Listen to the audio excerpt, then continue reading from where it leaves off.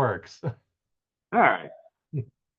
Hey, we got this going now. We had a little troubles getting it started, but we're ready to go rock and roll now. My name is Roy Canterbury. I'm going to be hosting on Archery Talk 101, and we have Justin on the show with us today. We're going to talk archery and another fellow PSE shooter. Um, we're going to say they're the best bows. Oh yeah. Nobody's Well, here to yeah. argue, so Well, yeah, nobody's going to argue with us. And as far as best bow, it's like, well, it's whatever's best for you. Forget about oh the yeah. name brand. They all make good bows. It's just Oh yeah. I'm fond of PSE because, well, I was a Mhm. dealer for a few years. So anyway, Right. welcome to the show, Justin. Yeah. Thanks for having me. Yeah.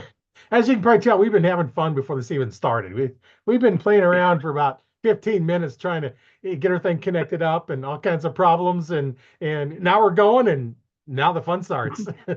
Oh yeah. Technology has definitely kicked us around a little bit, but we're here, so it's all good. Yeah, yeah. Well, Justin, how about if you introduce yourself so we can let our audience know who you are and a little something about you? Okay. Well, I'm Justin Martin. I'm one of the two that shoot in the Open Pro class. So the other one's from Alabama, and I'm the Ohio one. If everybody follows ASAs, IBOs, and stuff, that's how they kind of separate us. And we both shoot PSE currently, so that makes it more confusing.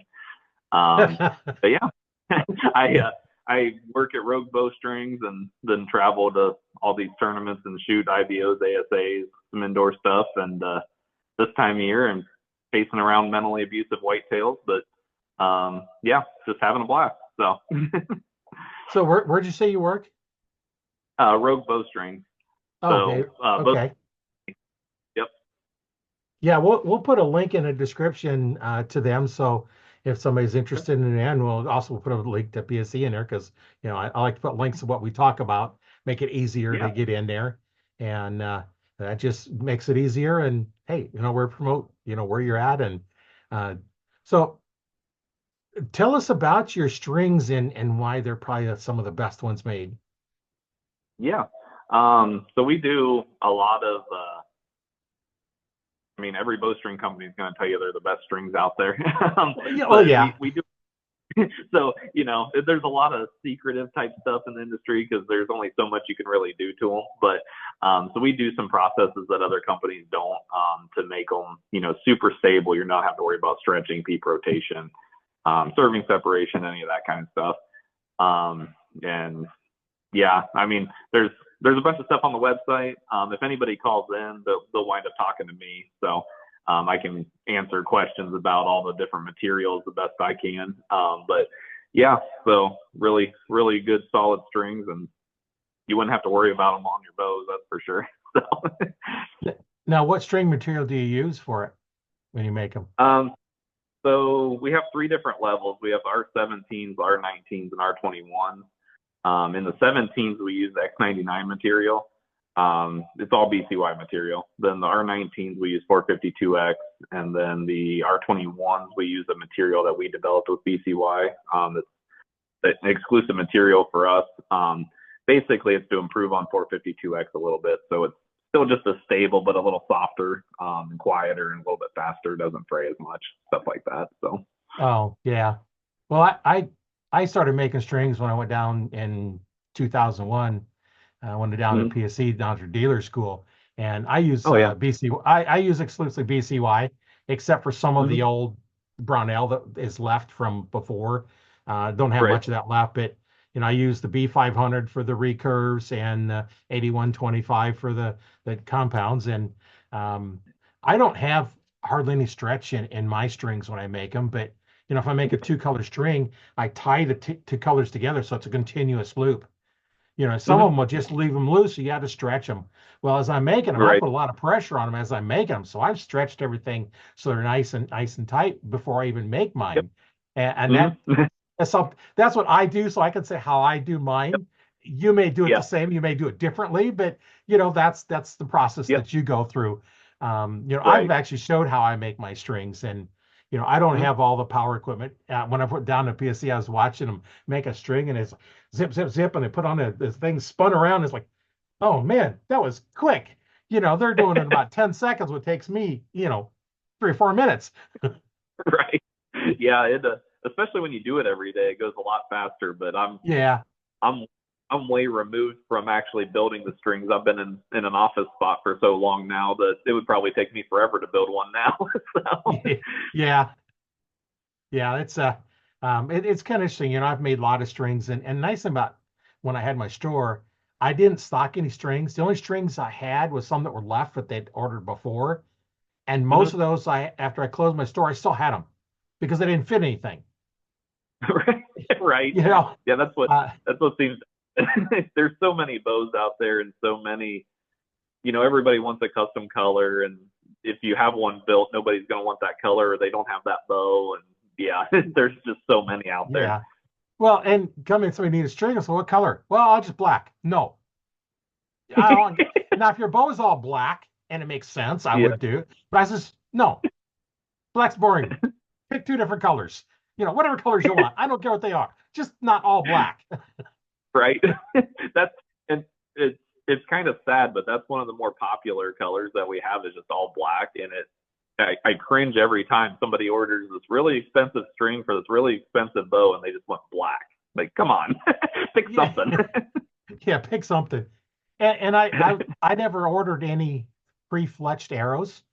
I Hmm. only ordered shafts. I didn't order any Yep. arrows that were done. They were all just shafts.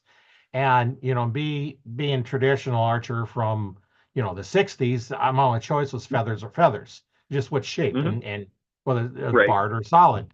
And I still use feathers, and so I stocked a lot of feathers, and I did stock a lot of veins. And you come in, it's like, what color you want? They're all custom Hmm. colors, Yep. because nothing was fletched. I had to fletch everything. So you pick the colors you Yep. want. It's not like you go to the store now, okay, this time it's two white and an orange, or it's two orange and a red, or two orange and a yellow, and Hmm. they're all different. This way you can make whatever color you want. And Yeah, that's the that's awesome. advantage of the way I did, is because I just ordered raw shafts. It didn't matter. Yep. Um, Yep. Yeah, you can make them whatever you feel like that day. So. yeah, yeah, whatever you feel like that day. And I didn't make them up until somebody come in and ordered them. Hmm. Yeah. So once they come in and they says, okay, I want a dozen arrows, and then whatever the price was a Mhm. dozen, it's like, well, I want a half a dozen. Okay, six, half the price plus $1. And that's how I Yep. charge it. If you want three Hmm. arrows, it's 1/4 of the price plus $1. You want one arrow? I'll say one arrow, but it's 1/12 plus $1. I charge an Yeah. extra dollar to split up a dozen set. So I'd sell you one Yep. arrow if you wanted. I didn't Yeah. care because I made extra $12 a dozen. Right. Now You, that's kind you, of pretty much nothing when you're spending, so right. much more. But then, a dozen arrows was, you know, $40, 30, $40, Yeah. for just Yeah. the arrows. I don't know what to charge now for them, but, Now refletching you them. probably. And what was that you cut out? I said you'll probably have that just components now, $40 for a dozen. Oh, oh yeah. Yeah. Well, fortunately, I have a lot of feathers left. Hmm. So Right. I got a few veins running around someplace that, some of the small ones, but I pretty much got rid of them. I just used feathers and what I did on mine, slide back. This is actually my son's arrow. I normally shoot the PSE arrows, but this is a Hmm. gold tip, and it Hmm. looks like it's a wooden arrow. I don't know how I get the camera to show any better, but it looks like a wood Yeah. arrow. It's their Yep. traditions, and Hmm. as you can probably see somewhere here, yeah.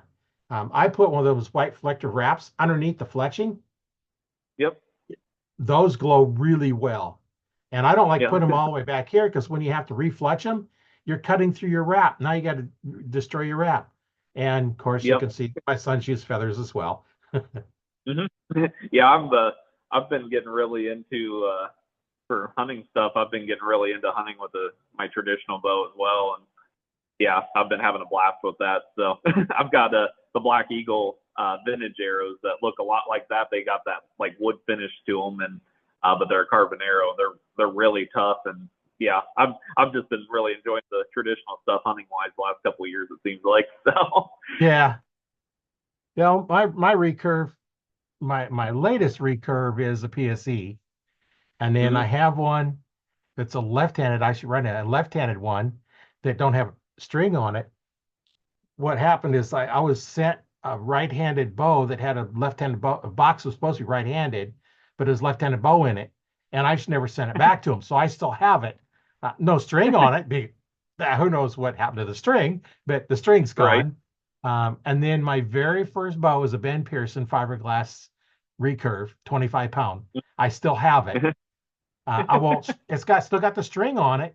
It's not Yeah. strung, but I won't string it because the fiberglass is starting to split out a little bit. And I used to have one of those draw length bows where it's just the arrow is actually the string goes through Oh, the arrow itself, yeah. and you can draw it back and see what your draw length is.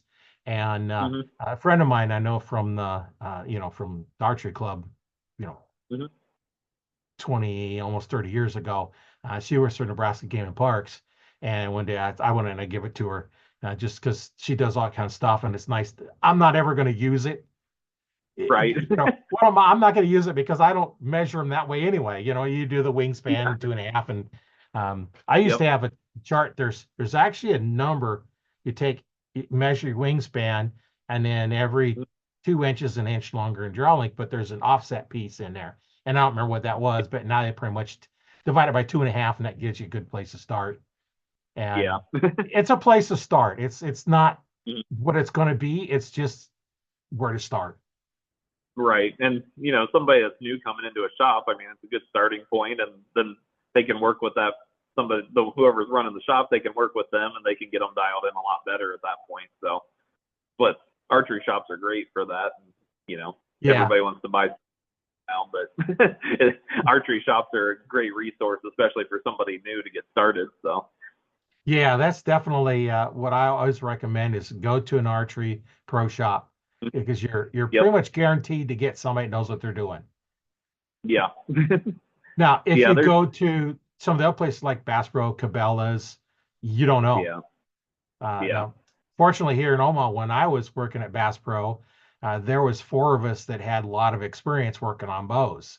And then when Yeah. I left to go to Cabela's before Bass Pro brought them out, um, when I started, I knew more than the archery manager, the lead did. And then one of the guys who used to work at the Bass Pro, he come out there as well. And then we had some real good knowledge there. And one of the guys that used to work with over there is still over there at Bass Pro. So either place there was Mhm. people that knew what was going on. And we'd Yeah. have people come in and it's like, well, I want John to work on my boat. It's like, oh, I can just no, I'll wait for John. You might be waiting 2 hours because he's got a line. And same thing guys come in, it's like, well, there's your guy. Here, this for you. He's coming in for you. And we didn't care. It's like, okay. Yeah, that's the bad thing too. I mean, there's not. I mean, there's a lot of people that know how to work on bows, but there's not a lot of people that know how to work on bows great. You know what I mean? So, Yeah. um, like for some of these shops, I mean, they've got to hire guys and train them, obviously. But somebody as at like a Cabela's or a big box store, and nobody really knows, they're not going to know either. So they're going Yeah. to get a job. So, but most people can figure it out too if they want to. So Yeah. Well, the last time after John and I left out at Cabela's, I went out there one time and I was talking to one guy. He's like, he was working in archery and he originally applied to go a different department. And I said, well, we got an opening in archery. Well, I shot a couple times when I was a kid. Okay, you're in archery. you fit the bill, you're in. Yeah. There was one time I went out there and this guy there's nobody. So they kind of abandoned archery area a lot Mhm. and Yep. nobody in there. And this guy's looking at a crossbow and so I'm not even working there anymore. So I'm selling him this crossbow. It's like already someone finds like, there's a guy ready to buy a crossbow back there. You might as well go back there and sell it to him because I already sold it to him. You just need to run him out the register. They're like, oh well, thanks for helping. So, Well, and when you're bow tech, I was doing a lot of bow tech stuff. I was oh yeah. archery instructor, still an archery instructor. But when you're involved Mhm. in that much in archery, it's like you can't not help them. Right. Yeah. You're going to help them. I don't care. It's like try not to, do too much. But I could get there all day, and it's like next person. Especially if you go out to Cabela's, you're wearing a tan shirt. They're going to assume you work Right. there. Oh yeah. Well, especially if they start asking questions and you're able to answer them and help them out, they're definitely going to think you work there. So Yeah, it's I don't work like I here. have It's like, I have a lot of people because I mean that's what I do at Rogue is basically customer service and stuff, and I'll have people call in and they'll be asking me archery questions that aren't even string related, and I'm you know I'm realizing I know more than what I thought I knew about a lot of different archery topics, like with sights and all kinds of stuff, because I'm helping people tune their bows and all kinds of stuff, and you know trying to explain some of it over the phone instead of being hands on is a little harder than you think, but yeah, that it is. Well, we're talking about strings here. Let's see, you're in Dover, Ohio, right? yep, that's where Rogue's at. Yeah. Okay. So while we're here, we can do this. I'm going to, if I can find which string, oh, there it is. I'm going to share the screen, and then we can kind of browse through your website and let them take a look at it.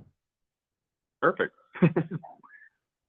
Don't pay any attention to some of those pictures. The ones that look like they're me, they can chase mice away or something. Oh, yeah.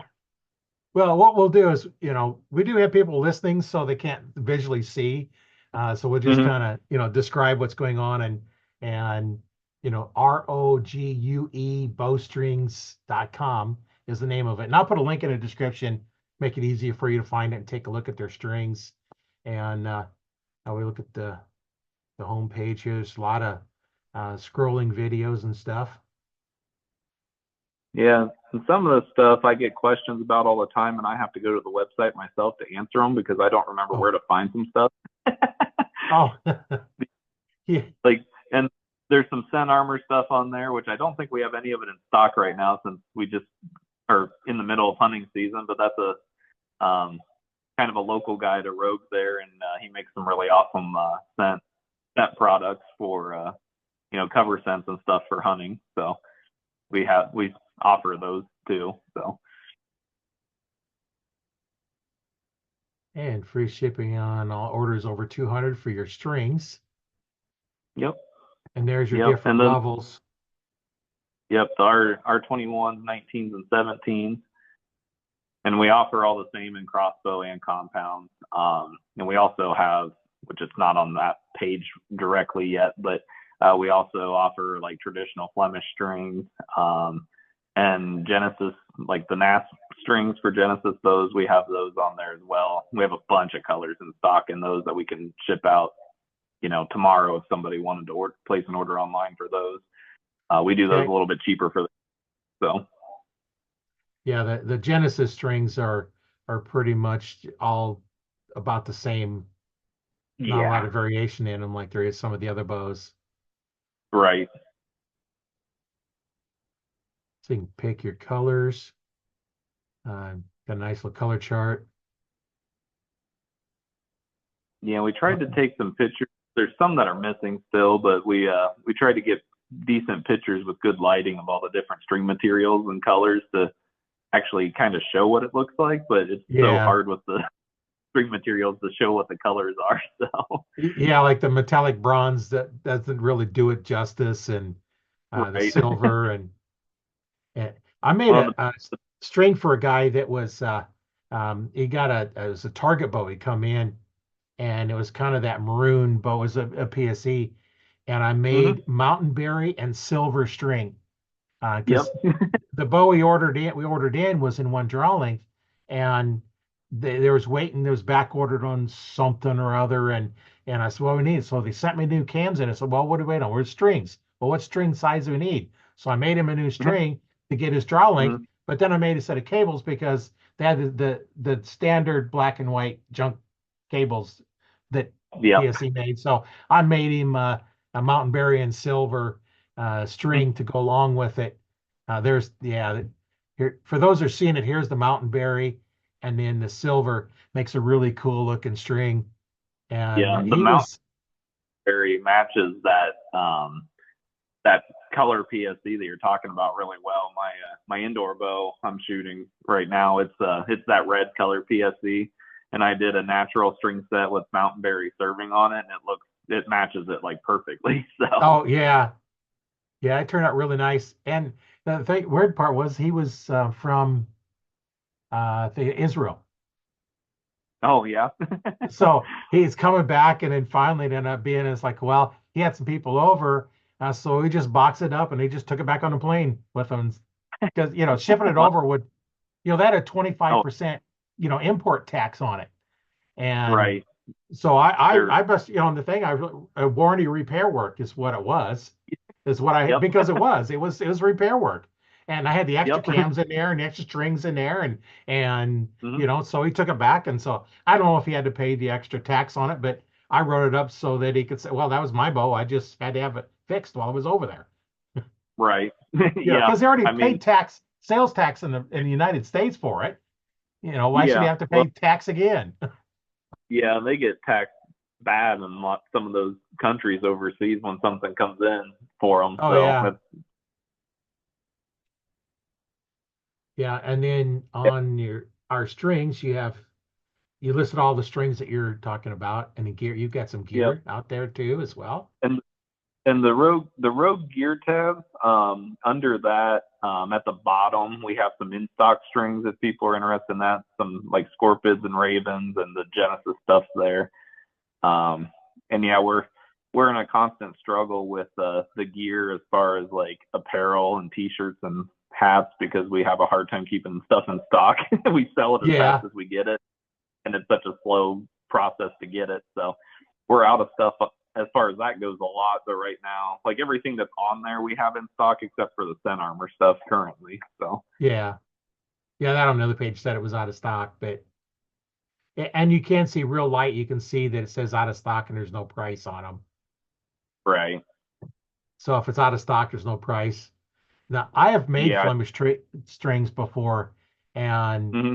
the by hand, those are a lot of work, but they're cool Yeah. Those though. those those are the most labor intensive ones that we have.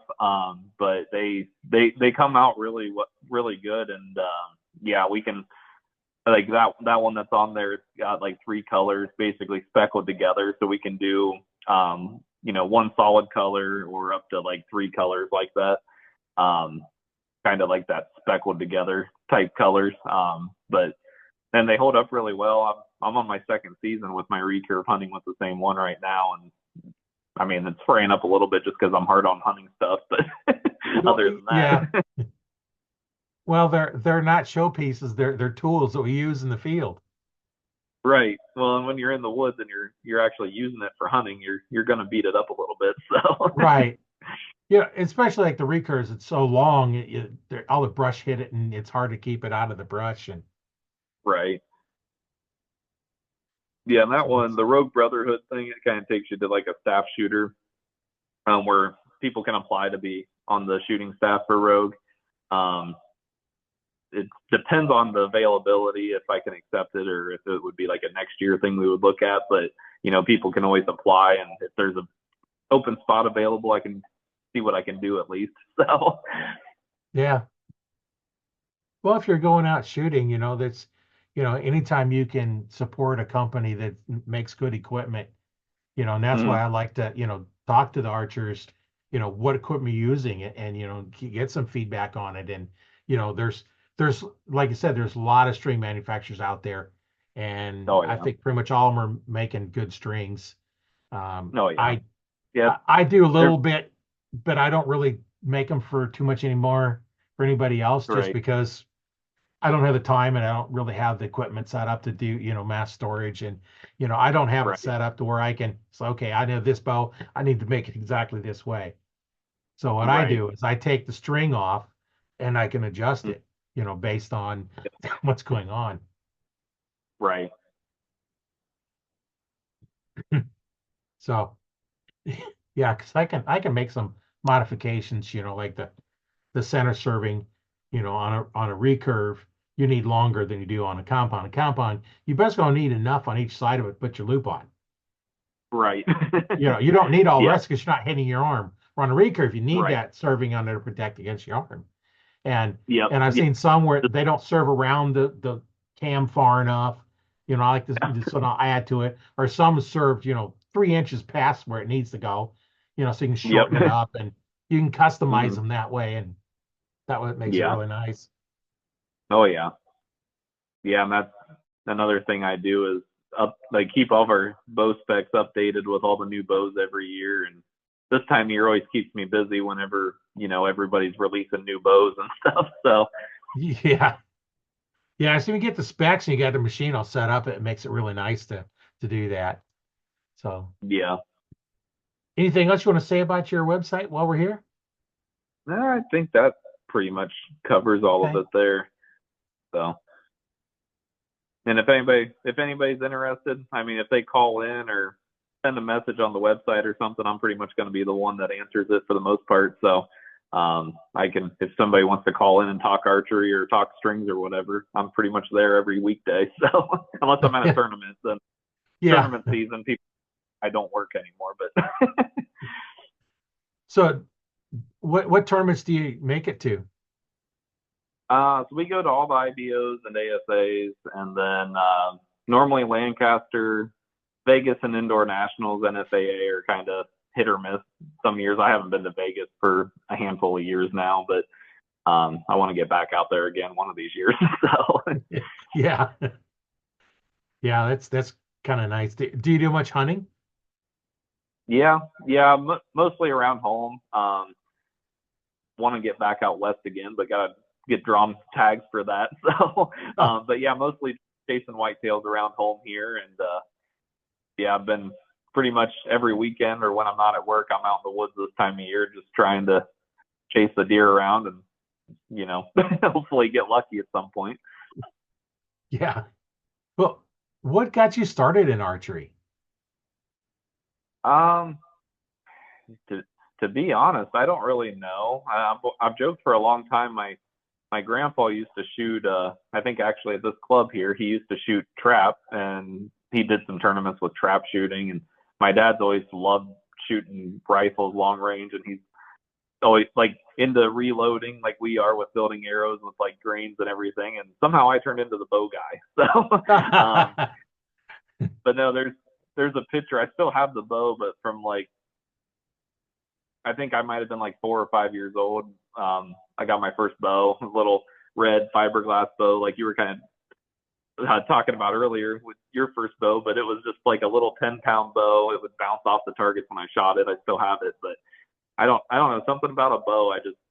I loved it from the start. And yeah, I always was drawn. Like we would watch the old Monster Bucks videos and stuff, and every time somebody was bow hunting, I got way more excited about it, just seeing the arrows fly and everything. And I was just always drawn to it for some reason. And then whenever I discovered there was tournaments and stuff for it too, and I was just really off and hooked. So Yeah, tell us about probably one of your most memorable hunts you've been on. uh, oh boy, I haven't been on like a lot of hunting trips at least. There was a few years ago. Well, I always wanted to go on an antelope hunt. Pronghorn out west. Something about them, they look like they should be an exotic species, but they're actually in our country, so that always drew me to them. But when we went out west with me and my dad and grandpa, we all went out there, and that was a dream of mine for a long time. That was 2020. We got to go out there, and we all got our pronghorns. I did mine with a bow, and they did theirs with a rifle. But yeah, that was really memorable. And there's so many hunts that I could sit here for hours and tell you hunting stories. But there's a lot of, and these last few years I've really been getting into hunting with my trad bow, and that's really fun too. But you gotta get them a whole lot closer, so there's a little less stories that are successful when it comes to that. But Well, and you probably say as well as it's not always a successful hunt isn't always when you kill an animal. oh yeah, You can yeah, have really cool ones and memorable ones. oh Sometimes I think the ones you don't shoot one or ones that you miss are make for better stories than the ones you just went out and you they walked by, you shot and you killed it, and oh, it's I'm done. It's like, okay, first, not even sunlight yet, and I'm already done Right. for the day.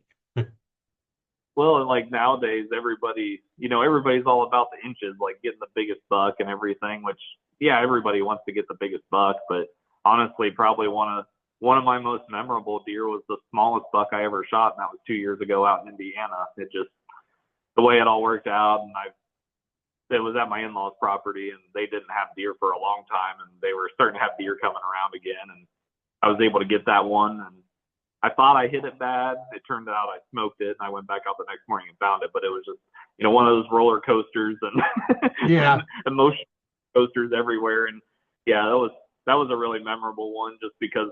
And it was my smallest buck ever. It was just this little, just a little porky, but he was really cool and means a lot to me. So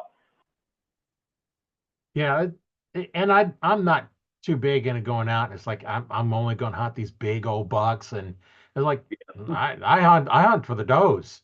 yep, They're easier, they taste better, and it's like uh, when you have a high number of population, you want to shoot the does anyway. yeah, And yeah. That's yeah, how we are here. We got so many deer. We need to shoot some does to keep the herd healthy. And like I've gotten too, like, I don't know if I'm just getting older, more mature or what, but like I used to, even just a few years ago, I would almost get depressed during hunting season if I didn't have a buck down by now, just self-inflicted pressure, I guess, feeling like I needed to get something to, be somebody or whatever. I don't know. But like yeah, now I'm just enjoying getting out and spending time in the woods. I mean, I've gotten a couple of does this year with my recurve, and I've had some close calls with bucks. I just haven't connected yet. So, yeah. but yeah, just been enjoying getting out and spending time in the woods. So, And that's the biggest thing is, get out there and have some fun, and mhm. don't worry about it. If something comes by, shoot it, Yeah, you know. yeah, and like we spend all basically January to August. We're on the road traveling for these tournaments and practicing all the time. So this time of year is kind of my unwind, just slow down, enjoy spending time out in the woods time, and then here in another month or so, we're going to start ramping back up for tournament season again. So then we'll be Yeah, go go go. yeah.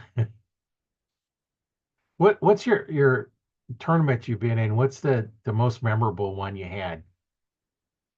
um, yeah, there's a bunch of those too. I get well. I'll say the first big one that I'll win, which I haven't yet. That'll probably be my favorite one. um, I've had a few podiums at some of the bigger tournaments, I guess, like OPA. I got third one year. I kind of choked in the shoot off at that one. I led the whole weekend, but that's a different story. Um, and I've been second and third at the second leg of the IBO Triple Crown a couple times. Um, those are probably some of my better finishes at tournaments just because they're bigger podiums. And I've won some of the early season IBOs and stuff like that. But um, a lot of sixth place finishes, which isn't good if you follow tournament archery because you're the first guy out of the shoot off. But that's where I always seem to find myself. So, but we're working on that. So No, it's just a matter of, are you did you do the best you can? Did you mess it up, because you did something you knew you shouldn't do, or you do your yep. best, and well, Mm-hmm. if somebody's better, they're better. It's like, well, then you look, it's like, okay, why did they beat me? It's like, what do I Mm-hmm. need to improve on? What area do I need to Yep. fix? Yep. Well, that's in our class. Well, we shoot unknown yardage at 3Ds too. So, but in our class, there's so many guys that could win any given weekend. I mean, the tiniest little mistake and your weekend's over. So, it's really tight competition, but it's a lot of fun. And the guys that we shoot with, we're pretty much all friends. I mean, we shoot together almost every weekend or every other weekend throughout the year. So, we're all pretty close. We all want to see each other do well, but at the same time, we all want to win. So it's really competitive. It's tough, but it's a lot of fun. So Well, it keeps you improving. You're shooting with somebody where you always win, then it's what's the challenge? And there's Yeah. no challenge there. I know I was at a competition one time. It wasn't archery, but I was the only one in my division. There was one girl in the same division, so we combined them. Hmm.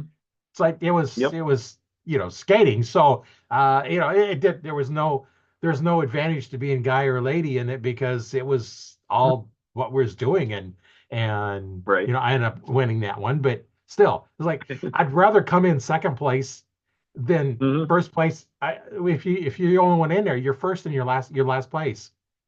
Right. You come in Yep. last place. Yeah. Yeah. Yeah, I got last, but I won at the same time.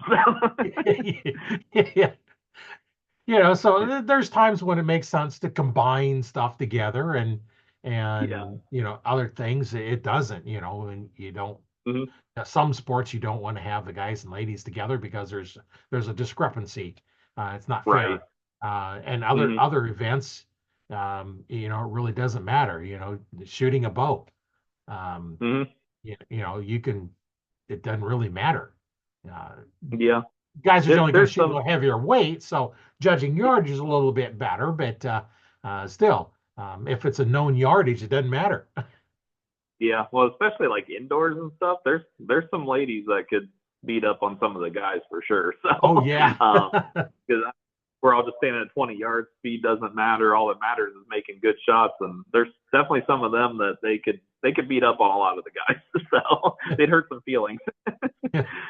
Yeah. I know at 40 yards, a lot of the indoor ones are only shooting 35, 40 pounds. Even the Oh guys, yeah. they're shooting the real lightweight. Um, Yeah. Me, I found if I shoot that light of weight, I can't lock into my form just Yep. because there's nothing there. I Right. shot better at 70 than I did at 60. Yep. I don't know now as I'm getting older and I had bypass surgery, so I can't even draw my bow yet. But Yeah. uh, I would shoot a 300 round with my hunting bow at 70 pounds, Yep. and it's weird. I'd shoot worse on the first half than I did in the second half. I did that. I shot indoor nationals a couple years ago. The NFA indoor nationals, we shoot at like 120 arrows over 2 days, and I shot that with my one 3D setup. I had it like 74 pounds, and I was kind of the same way. I shot better the second half both days than I did the first half. But yeah, I think it was just my muscles needed to get warmed up or something. But Yeah. Well, then I go to some of the 3Ds, and it's like, well, you going to warm up? No, I don't get to warm up right, on shooting a deer. My first shot right, counts. My first shot counts. I'd hate to warm up and get a perfect shot on the first one, and then when it yeah, comes time to score, and it's like, no, I'm just going to start up. I don't need to warm ups. you know, yeah. I when a I, lot of the guys class nuts because like they'll get over to the shoot early. They'll shoot the bags. They'll go out and judge targets and everything. And I normally just stroll up and my first warm up arrow for the day is target one for the most part. And I think it drives some, but I mean, I, I've done that. I've done all the warming up and practicing and everything, and it never seems to make a difference for me. So as long as my bow's sighted in, I just show up and shoot. So yeah, well, and it's when I get in the tree stand, I'll draw my bow back, mhm. just to make sure everything's all right, and then let down. Um, just to make sure everything is working okay. And I had Yeah. one time I was it was hunting season. I hadn't been shooting much because I was shooting all summer, and in hunting season I didn't really shoot. And one day it was cold out, and I climb up in the tree stand. I go ready to pull my bow back. I can't get it to. I can't even come close to drawing it back, and I'm pulling, and I'm pulling, and I'm pulling, and of course now I'm straining myself, and I'm hurting Uh-huh. myself. And then later I was like, well, either I go home or I sit here. I'm going to sit here because I'm not going to drive all the way out there and then not at least sit. And a little bit later, I worked a Right. little bit, and I was able to draw my bow, but I hurt for about a week, because Right. I hadn't stopped. I had stopped practicing. Yep. I had one bow, and I've got a PSE Carrera Hmm. uh, 2001, and Yep. I it does not shoot broadheads like it does field tips. I use muzzies. It does not Yep. shoot them the same. Yep. Not even close. But I don't care Yeah. because I have all my broadheads. I can hit X's with my broadheads. I have my sights set up for the broadheads. If I shoot a Hmm. field tip out of there, it's not going to hit where I'm aiming, but I don't care. I'm going to Right. aim at the same spot on all the five targets, and it's going to hit in the Hmm. same spot on every one. I know it's Yep. not set up for those. Now my other Well, bow, it's gonna I'm gonna be hitting where I'm supposed to with them, but mhm. Yeah, I was gonna say, like with a hunting bow, the only thing that really matters is where that broadhead hits anyway. So as right, long as it's set up it in for those broadheads, it doesn't matter where a field point goes. So right. Well, and those that have a single bow and set up for broadheads, and then just buy another sight just for hunting, yeah. and then swap sights. Yep. There's some that have a quick disconnect on them. You just loosen them up and pull them Mhm. out, and make sure you put it in the same spot each time because if you move it further in or further out, it's going to Yeah. change your spacing. I had a guy one time said, "Oh, it doesn't matter where," because I seen him put it in one time, was all the way out is in. It's like, no, you got to put them in the same spot every time. Your pins are not set right. Oh, he didn't believe it. It was like, well, let's move it all the way in and shoot him and see what Yeah. it does. Move it out and I see what got it does. I might have some stories about that and stories I've heard at tournaments of people frantically having to recite in their sight tapes at tournaments because they put their sight in the wrong spot and they thought their bow was just way out of, and they put a whole new sight tape on and realized that they put it in the wrong notch. But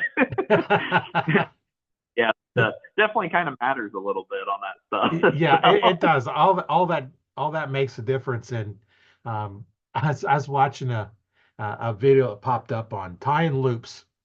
So he mhm, started off. One thing he didn't do was he didn't wax the string, which is an important part. You put wax on that loop mhm, before you tie it. But he cut it 5 inches and burnt both ends. Well, I burned mhm, one end on my because I have a big roll, and I cut it four and a mhm, half inches and then burned the other end. So by yeah, burning both ends, he probably about the same. So he folded it in half and he did the one, where you pull and get there. And then he put the arrow on there, and now he tied in a string serving in there, over both sides. And then he put his mhm, loop on there. Wrong. And the reason why is now you're mhm, pulling and that string goes through that arrow at an angle. And when yep, it shoots, it pushes it not straight. The best way to do it is from the nock to the tip is where the force has to go. The only way to do that is you have to have your loop on above and below your nock. And if you mhm, wax them, you pull them on, you tighten them out, you pull them tight, that loop does not move. mhm, yeah, And when I tie them on, you're not untying the loop. You're cutting it off and putting a new one on. There's right, no untying it. It does not come untied because I've waxed it and you pull it tight, you squeeze the thing in there, and there's no he said you want a little gap so the arrow will move just a little yep, bit. It's like, mhm, no, you don't want it to move because that movement makes it go up. And I was telling you, it's right, like put a pencil on your table and take your finger, push on the eraser directly towards the tip. Have a sharpened mhm, pencil directly before that. What does that pencil do? Move straight. Now, so slightly, just maybe 1 degree off and push that. What's that pencil do? It goes sideways. That's exactly what we're doing with the arrow. yep, So yep, I and then learned how especially, important that what. Go ahead. oh, go ahead. Oh, I learned that one time when I had my store, guy calls me up and he'd call the other shops. They'll tell him, no. It says, I want to set my bow up to shoot two arrows at one time. I said, okay, show up just before we close because you can't afford me during when I'm open, but let's play. So he showed up and it wasn't the new center shot design riser bow, it was an older style. So he used the stick on Mhm, rest. So we put yep, the stick on rest on there and he wanted to use a release. So we tried tying it, because you have to put a knock point on for the second arrow because yep, it won't stay otherwise. So we tried tying it up, above the one and then below the second one, in between them. And we found the only way to get a consistent grouping was the top arrow, the knot has to be above that. And then you have your knot point, and then you have the knot below it. So it pulls straight between, send both arrows straight. We mhm, we were able to get the grouping between those arrows. We played around with the fletching alignment as well. Um, mhm, we had no less than an eighth of an inch a gap variation between shots. So we'd shoot a group, measure the distance, shoot another group, and it was no more than an eighth of an inch variation between them. And that's shooting two arrows. Yeah. And that proved why you don't want to have that extra loop underneath it, because now you're not Right. pushing it straight. Well, the real question is, what was he wanting to shoot two arrows with consistently? Well, he was a motivational speaker, Oh, and he okay. wanted to get the kids. He wanted to get the kids' attention. Stick to like two balloons up and shoot and pop both balloons, and just something to get their attention so they'll pay attention to him. It's one of Yeah. those. It's like, oh, cool. That's cool. Shooting a bow. Oh, you shot two Yeah. arrows. I was gonna say, was he planning on going on an elk hunt where he really wanted to poke holes in that elk and get it to bleed, or what was it? Yeah, as far as a practical reason, other than a demonstration, putting Mhm. on something like that, shooting two arrows had no real value other than the showmanship of it. And so Yeah. that's kind of neat. We probably spent, geez, probably an hour and a half, Hmm. after we closed, because we weren't interrupted or nothing. Did you have them tuned and everything for Yeah. No, part of it's like figuring, okay, there for a while was trying to say, okay, get them in the same spot and then further apart and all kinds of stuff. We finally got the fletching and everything else lined up. So we got that him? Hmm. consistent one. We finally got the bows and arrows all tuned together and it worked just fine. And, and doing that, it really slowed the bow down Oh yeah. because you're shooting twice the weight of arrow. Right. And they weren't really light arrows either. So, they're probably 400 grains. So now you're shooting if they're 400 apiece, or an 800 grain arrow. Yeah, so it does not go very fast. And it wasn't a fast bow to start with. Right. Well, I bet the bow was really quiet. Yeah, yeah, it was. There was quite a bit of weight in there. Right. Uh,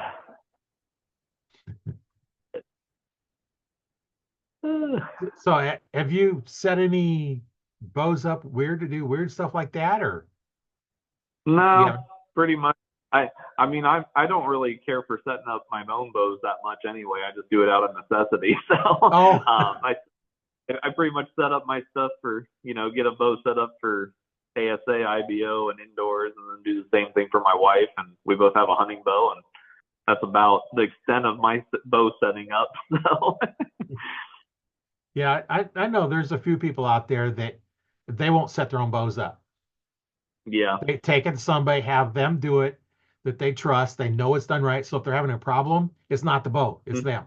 You Right. know, if you set up your own bow, then it's like, did I do this right? Did I do that right? And what's the problem? You're thinking, okay, did I do everything right on the bow? And then you Yep. get it's like, okay, is my form right and everything else? And there's a lot.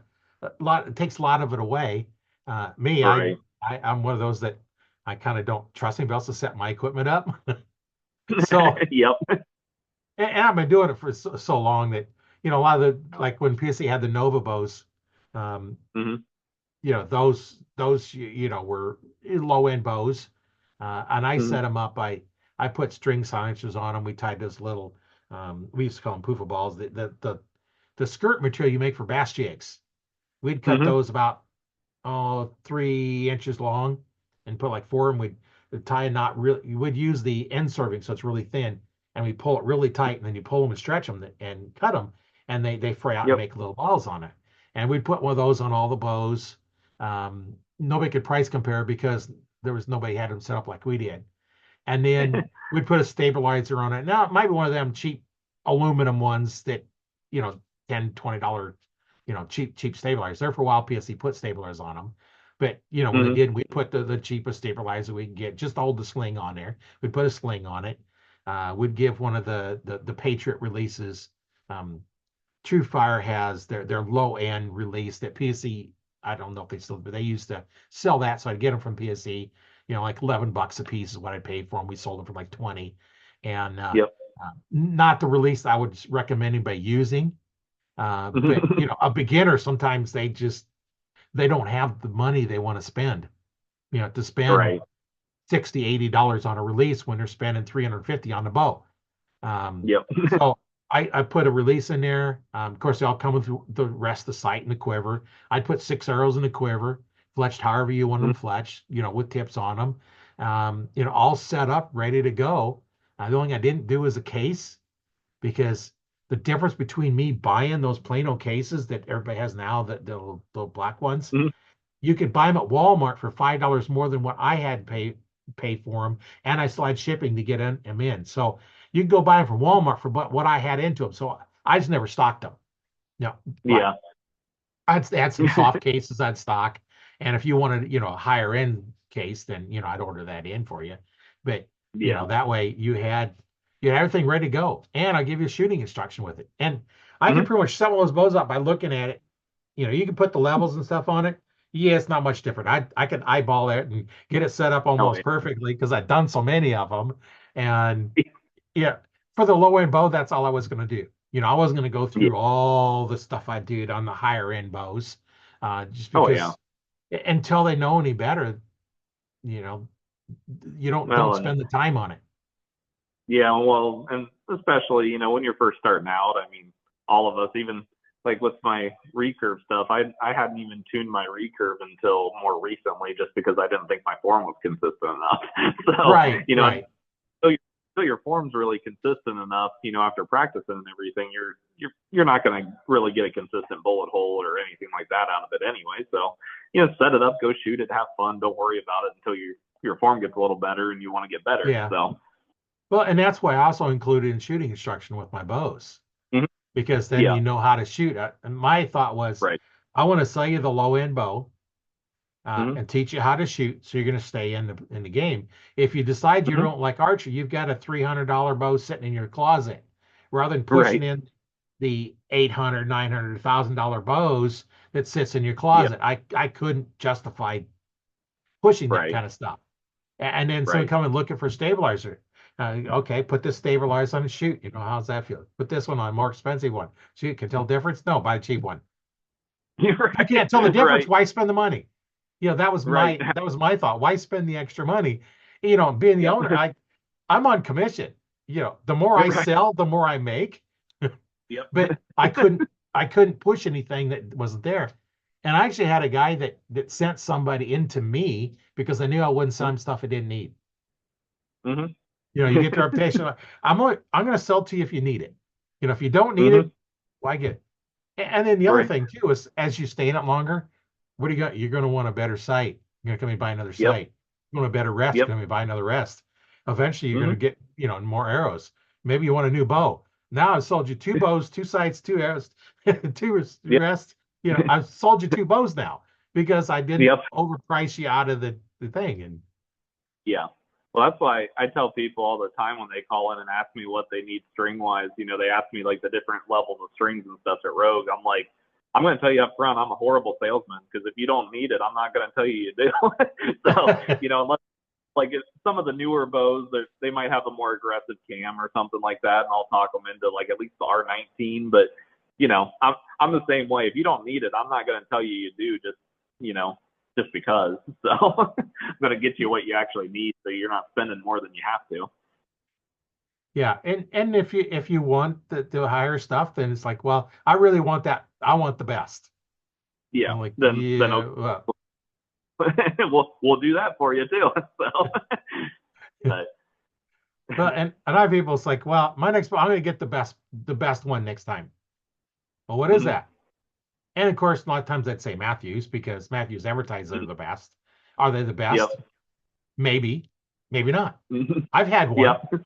shot good, and then Yep. actually I'd had it. I hadn't had it very long when I become a PSC dealer, so I'm going down to, and part of the dealer school you got to pick a bow. Mhm. And so I'm down there, and I says, okay, I'm shooting the Matthews Q2. Which one of these bows should I pick up? That's going to be as good, if not better, than that one. And that's when I Mhm. got the Carrera. One thing, it was rated at, I think that was 320 feet per second. The Q2 was Mhm. like 305 or something like that. It was rated faster. And after I got it and set it up, it's like, oh, I had no problem selling the Matthews, because I Yeah. liked it just as well and it better. It's set up really good. My Mhm. when I set up, I wasn't a bow tech at the time, I just set him. I set my Matthews up. My first shot was a perfect hole. Like, cool. You know, yeah, shooting perfect holes is nothing. You can take a perfectly tuned bow and you can have it tear Mhm. crazy. Your form. Yep. If you Hmm. grip that bow, you're gonna have terrible form. And Oh and yeah. and you can take a bow that's shooting weird and it'll shoot the same every time. It's just when Hmm. you get a hold of it, it shoots differently. So Yeah. I don't use paper because I put the bow in a jig and I'll put a level on the string, make sure it's plumb and everything, and then I'll level out the shelf, make sure that's level. So I got Mhm. level and I got plumb, everything is all set, and then I want to put my arrow on. Adjust my arrow to where it's supposed to be, right there, just above where the burger button is.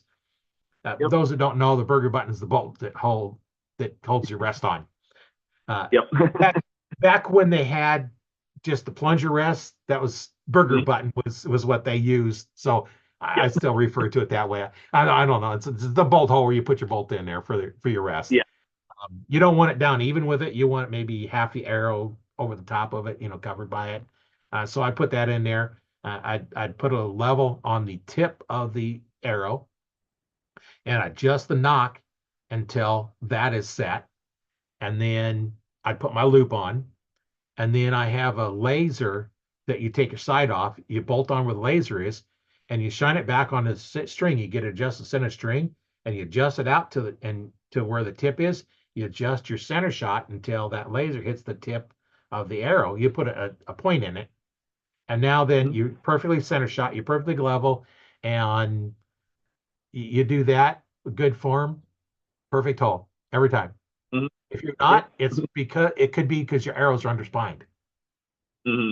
Yeah. That's what you use paper for. It's like, okay, shoot it at 5 feet, 10 feet, Mhm. 10 yards, 15 yards. By the time it gets to 20 yards, you should be doing a perfect hole no matter what you're doing. Yeah. It's going to stabilize. But you As long see as at you those got different plenty. distances, if your arrow is you know, fishtailing, it's going to tell you tears to right, tears left, or tears up, tears Mhm. down. All that's because it's underspined arrow. Right. Yeah. And that's yeah. I mean, I was like, I people, especially tournament people, like I can get it with hunting stuff with broadheads and everything because I'm pretty particular with tuning my hunting stuff. But my tournament stuff, I'll set it up to where it shoots the best. And there's a lot of people that would rather spend a lot of time on tuning their bow and hype super tuning their bow, bear shaft tuning their target bows and everything. And really, I don't. I've never shot a bear shaft in my life. So, but you know, if people would take some of the time that they spend on tuning their bow and actually work on getting their form a little bit better and good shot, consistent shot execution, their scores would skyrocket compared to what they're going to gain from tuning it. So, Oh, um, yeah.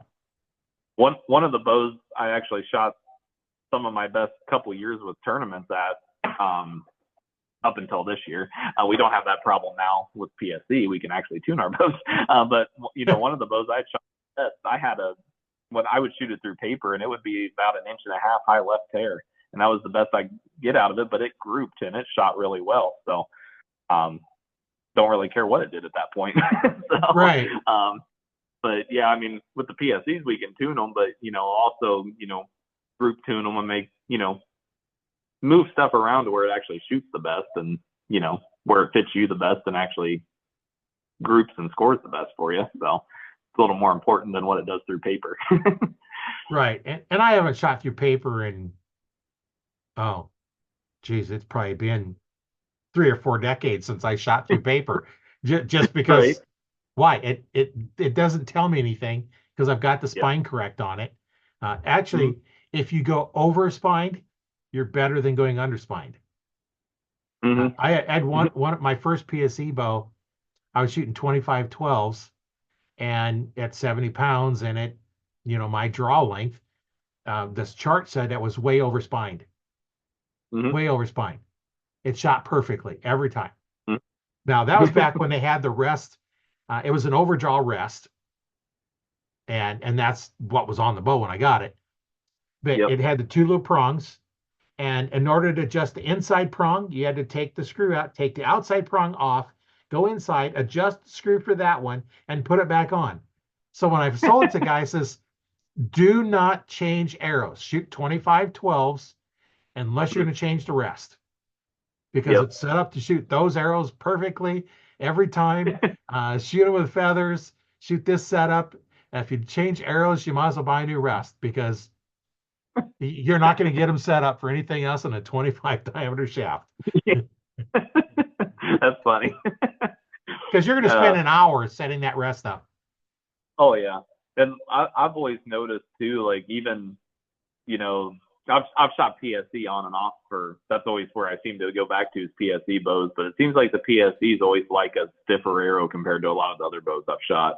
And I don't know if it's just because their cams are more aggressive or what, but like I've shot Matthews and Martin and some other bows like way back, and they seem to, those other bows seem to like a lot weaker arrow than what the PSEs like. I mean, even now that we're back with PSE, it seems like I can shoot a stiffer arrow a whole lot better out of these bows than what I could out of those other bows. So, but yeah, I've always found that too. Other, like with the PSEs especially, that like you almost can't go too stiff, and they seem to really like a stiff arrow. So. Yeah, that's my first PSE back, geez, in the 90s. Yeah. I forget which model it was now. It's so long ago, I forget now. But yeah, it was a way over spined arrow, and it shot perfectly. And now my Carrera that I'm hunting with, I've got a little bit heavier arrows with that now. When I had my store, PSE come out with what they called the Hunter Shaft. Mm-hmm. They got the Comp Pros, which are 1000s, and then they had the 3000s and the 6000s. These Hunter shafts were 7000 straightness. Mm-hmm. Now I don't shoot that bad of an arrow when I'm hunting. I use the Comp Pros normally, but I got them. I said I got some in to try them out and see what they was, how they was. Mm-hmm. And with my broadheads, I could get them to group in the white on a 5-spot, not the X like I can with the Comp Pros, but I got them to group in there, and they sent them in a 400 spine. I shoot 300 spine. Now, for those that don't, PSE, the 100 is the weakest, 200 stiffer, 300 is what you need for 70 pound. And then they had the 400, which was a stiffer spine. They come in 400, which also means they're heavier. So I went to replace them. I didn't have those, and I had some weight tubes. I had to take them out and put weight tubes in to get the weight the same, so I didn't have to redo all my pins. So my hunting arrows have weight tubes in them to get the weight up. Now, I don't care about the extra weight, but that's just, what I had to do to get up. I think they were right at 370 before, I put those on, and now they're a little over 400. I was like, why is this heavier, way heavier than my other ones?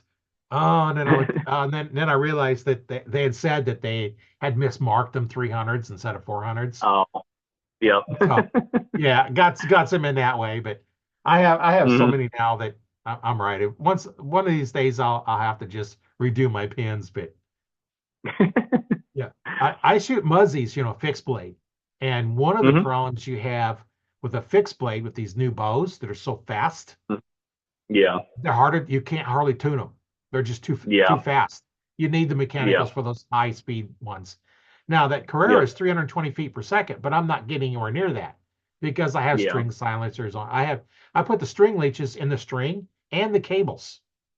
Because if you take the cable and you pluck it, it rings, like a string. Well, I put one of those in, it dampens it down. It's quieter, but it also slows it down. I have a loop on it. I have a kisser button. I have a peep in it. So I have all this stuff. So I'm not getting anywhere near that. And I'm not shooting a 30-inch arrow. I'm shooting a 29.5-inch arrow. I'm shooting 70 pounds, what is that for? But, I use, I don't know if they make them anymore, but something called a U-bar. It's a cone-shaped washer and a rubber O-ring. So I put my broadheads on, and then you can adjust them by where you want them to hit, tighten them up a little bit. Because I line them up, the fletching with the broadheads, because of 3 blade and 3 fletch. I line them up and Hmm. start there. And you can tweak them a little bit tighter, a little bit looser, and it's going to direct that broadhead in a different spot. Hmm. I do that Yep. until they're all going to hit in the X, and then I put a little piece of white mark on it, so that I Hmm. can see they're all to get missed off. I can mixed, twisted. Yep. I'll put that on there so I can look at it and say, oh, okay, they're lined up. As long as those are lined up, I know I'm good. And that way I set them up, I can shoot X's with my broadheads. Yeah. As long as the broadhead's Yeah. on that bow, the field tip, I'm not even in the white. Yeah. Yeah. I've the Muzzy 3 blade those Muzzy 3 blades. I've shot probably more deer with those things than anything else, and a lot of people knock them nowadays. But I've still got some, and yeah, I've always liked those things. Well, my first year was, I think, 145 grain 4 blade Hmm. on a 2117 full length arrow at 40 yards away. That arrow went clear up to the fletching when it Yep. went through that deer. Since then, I switched to the 100 grain 3 blades. And to show you how tough the Muzzy is, at 20 yards, I hit a concrete block. The broadhead stuck in the concrete block. The insert cracked in half and split the Hmm. shaft back about an inch. And the Hmm. shaft was laying on the ground. The broadhead was stuck in the concrete block. I pulled it out, no damage at all. Hmm. I still, I don't know which arrow it's on. I still use it. Yeah. It didn't hurt the broadhead at all. After sticking it in a Hmm. concrete block at 70 pounds at 20 yards. There, I mean, like I said, I've heard a lot of people knock on them, but I've never had an issue with them. And I mean, those broadheads have probably killed more deer than blue tongue has. So I'd say Yeah. they work. So and they're Yeah. fairly cheap. I mean, 6 pack of them for less than the price of most broadheads. You can get a 3 pack. So Yeah. Well, and they say their thing is bad to the bone. I had mhm. pictures of bones that shattered. And one time it the string hit my arm. Mhm. I hit it in the thigh bone. Yep. The bone is in 3 pieces. It shattered it and Mhm. still And that's a big, still passed through. Didn't even slow down. yeah. I hit ribs. It don't even bother them. Yeah. Now, the only place the Muzzy does not penetrate is on that shoulder blade when you hit that big piece sticking up. If you hit that, Mhm. it ain't going through. I know no broad's going to go through that. Yeah. Now. Yeah. I mean, that's the thing. Everybody nowadays is all into putting 700 grains in the front, in case you shoot it in the shoulder. Well, I'm sorry, but you hit in the shoulder, you're probably not getting through no matter what you're doing. So Yeah. I, I, I set it up to be more accurate and try to hit where I want to, and we'll worry about the Well, rest of it when it now if you take that lower part of the shoulder, I've gone through that with the Muzzies many times. I've gone through comes. that part. But if you get up towards the top where that bone sticks up, you're not going Yep. through that. At Yeah. 70 pounds at 10 yards, you're not going through Right. it. Yeah. There's some big bones in there, but I mean, you just want to be back behind that a little bit and down. Yeah. So Now with a gun, that's a little different story. yeah, yeah. A gun, you kind of aim there and you just shatter it, Yeah, but they're not running. back off of that just a little bit. So Yeah, or a car hit that front you're right. shoulder. I did Yeah, that last Tuesday. we try not to get deer that way, but No, it no. happens. I was going down the highway 60 mile an hour Hmm. and on low beams because there was traffic, so I didn't have Yep. high beams on. And I did not see that deer on the side. And I normally look, and it was when I played back the camera, I could see it Hmm. was on the side, and it Hmm. started running as fast as it could across. And by the time it got there, it's just like trot trot, and it was in my lane, and I Yep. hit it 60 mile an hour, Mm. and it did not end up in the road or on the median. Hmm. It ended up in the ditch, about 20, 25, 30 feet away Yeah. in the ditch, shattered that front leg, sliced a Hmm. big old piece out of the neck. It just sliced the neck open. And, Hmm. it wasn't just walking. or trotting. It was running, but the head goes down when they start running. Right. And the head was down far enough that it hit the headlights and stuff because it just sliced Hmm. that neck right open. Mm. How And of much course the damage? car, yeah, well, it did not set the airbags off because it didn't hit the Okay. bumper. It did Yeah. cave the radiator in. Of course, the engine not running. Yeah. Um, I don't know. It was a 2004 Toyota Corolla. Mm. Okay. So I was figuring, okay, I can probably for 1,000, 1,500, I can get all the parts and just fix it. Because no Yeah. frame, it's just pulling stuff back out. And we Right. managed to find another 2004 Toyota Corolla, um, that had, mine had 220,000, this had 250,000. It had Hmm. power locks on it. It has a sunroof, and the body's beat up worse than mine, except for the front where the deer hit it. Um, Right. a lot more dings and stuff. Runs pretty good, except I think there's a starter problem because sometimes it won't, the starter won't kick in. But Hmm. I have a good starter in the other one because it is still, the car is still turn over. It'll turn over, and as soon as it fires, it dies because the radiator just caved into the engine. So I know the starter's Yeah. still good. So I'll pull that back out, swap the starter out, swap Yeah. other things that are bad in it out, and Yep. I'll make a good one. I just wish there's the same color so I could just swap fenders and stuff. Yeah. Now, where do you live? Nebraska. Nebraska. Okay. I was gonna say, yeah, I know around here we're thick with deer, and you drive around any back road or main road around here, there's deer laying along the road everywhere. So, Yeah. but I'm sure that for you guys too, out in Nebraska, there's a lot of deer out there too. Yeah. Well, this year they've been moving around a lot more. Um, Hmm. that one's in my freezer. Yep. In Perfect. Nebraska, if you hit a deer, the cop comes out, issue a roadkill permit, so it's your deer. Hmm. You can keep Yep. it.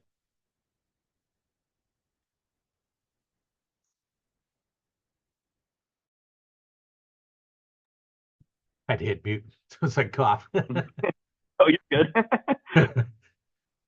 But yeah, it's Yeah. At least last you get to sell your. weekend. Yeah, it kind of filled up the rest of my freezer. Last weekend, my son was out. It's rifle season now, and he was Mhm. out, and he got one last Sunday. Not this last Sunday, but the week ago Sunday. Our 9 days ended this yesterday. Mhm. So he's got 4 tags altogether. So he goes out Mhm. Saturday morning and shoots 3 within about a half hour. So he calls me and it's like, can you bring the 4-wheeler down and help pull it? Because they're only about a mile away where he's hunting. Yeah. Uh, Yeah. so I was like, okay, he'd come back. We took down there and it was down by the creek. The one stayed on the other side of the creek, so I had to pull it over. The other two come on our side of the creek because they come down and get a drink. So fair Mhm. game. Um, so we hooked. Actually, I had a rope and I hooked the metal to the ball on the back of the 4-wheeler, and the little one and the big one are tied onto one end, and the other one. So I'm pulling with the 4-wheeler, pulling all 3 of them up at the same time up the bank, and there's probably about 4 feet where it's coming straight up. So I'm Yeah. pulling, yanking it. He's lifting up on it. We got him up there, and put 2 of them on his 4-wheeler. He's got a side by side, so he's got a pretty good size, and I got just a regular, Honda 4-wheeler, and put him on the back of mine. So he hauled him back and put him in his truck, and he hauled him home and cleaning him up. Well, I guess He's I guess that's a quick way to fill a freezer. yeah, 3 deer at once, and it's weird. He shot the buck, and then it run back up the hill. Then Mhm. 2 does were standing, or doe and buttonbuck, buttonbuck, I think it was. He shot the doe, and it run across the creek towards Mhm. where he shot. The other one just stood there, so he shot it too. Hey, Tagged that's out. a good quick way to do it. Yeah, it'd be a long shot for a bow where they come down to drink. Yeah. He said probably 50, 40 to 60 yard shots, what you're going to have. And that's a Yeah. little bit far for a bow. Mhm. Um, Especially, things how now I don't see my pins very well. Right. They're all blurry. Right. I'd have to start shooting left-handed, and I'm not going to switch left-handed. Hey, you said you have a left hand. So Yeah, well, it's a 25-pound recurve. that's okay. You just got to get them closer. Yeah, well, in Nebraska, that's you can't do that. I think it's got to uh, be 40 pounds out of before 28-inch draw length. So yeah, I can't get it 40 pounds at 28. yeah, yeah. We got to get to in Ohio. It's the same way here. We got to get to 40 pounds to legally hunt with it. So Yeah. Well, it's not a good idea to have too light a weight. Um, yeah, although I could get a crossbow and shoot. Here in hmm Nebraska, a crossbow is considered archery equipment. It didn't yeah. used to be, but now it is. I think are anymore. I like when I was younger. I think Ohio and Wyoming were the only ones that allowed crossbows in archery season, and now it seems like almost everybody does. So Yeah. Well, Nebraska used to be if you could not, draw and hold a traditional bow or a compound bow, then mhm. crossbows were valid during archery season. And I think they finally figured out that you don't really have much of an advantage. Yeah, So yeah, they moved it. It's valid anytime. yeah, And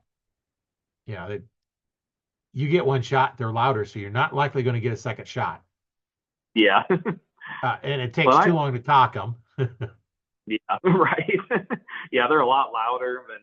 But around here, I've noticed just since the technology and crossbows have went up, it seems like a lot of there's a lot less hunters out during gun season. So I think a lot of the gun hunter guys have switched over to crossbows more so than anything.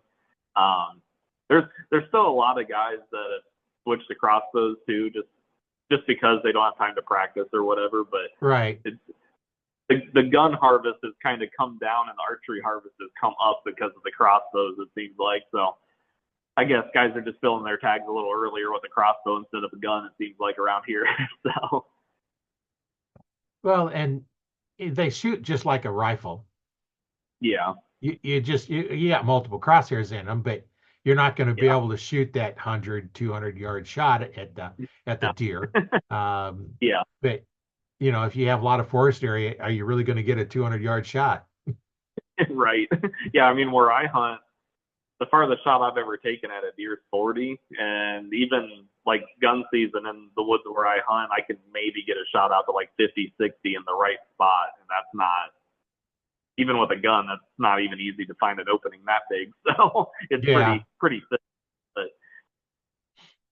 Yeah, both the properties that we have, there's not a lot of forested area.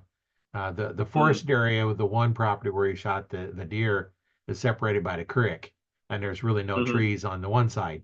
And they come down to the creek and drink, and they walk through the cornfields and stuff. Um, but once they come down to drink, then they're on the right of way, Yeah, yep, and you have a good backstop. So you're not shooting into the trees. right. Well, that always helps. Yeah, yeah. Lots of,